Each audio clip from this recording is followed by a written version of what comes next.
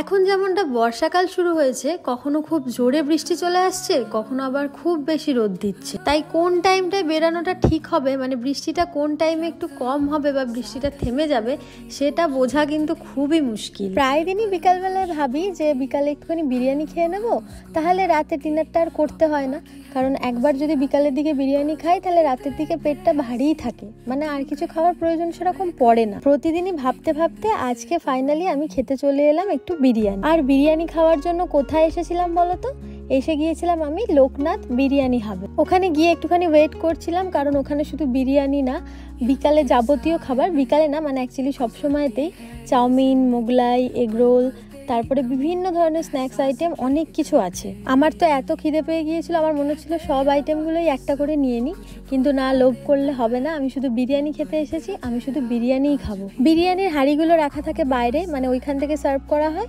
আর এইখানে একটা ছোট্ট কাউন্টার, এখানে হচ্ছে তোমার যাবতীয় যে চাউমিন, মোগলাই, এগুলো হচ্ছে এই ভিতরটায় বানানো হয়।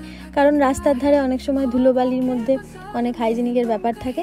কিন্তু এই দোকানটা এত ভালো ছিল, বিরিয়ানি যে কোন দোকান থেকে খেলে মোটেই ভালো লাগে না, টেস্ট নষ্ট হয়।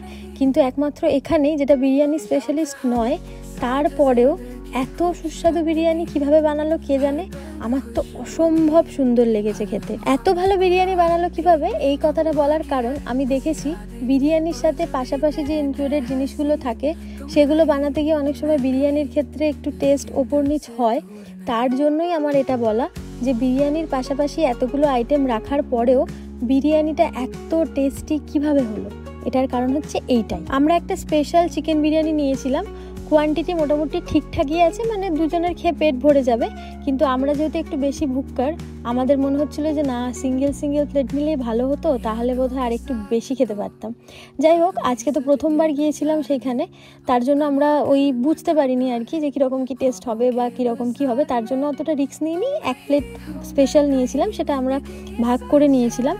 কিন্তু এর পরের বার যখন ওখানে যাব, তখন গোটা এক প্লেট করেই নেব, তখন আর স্পেশালটা নেব না। বিরিয়ানির পাশাপাশি যদি একটু কোল্ড ড্রিঙ্কস না থাকে, তাহলে তো সেটা একেবারেই অসম্পূর্ণ।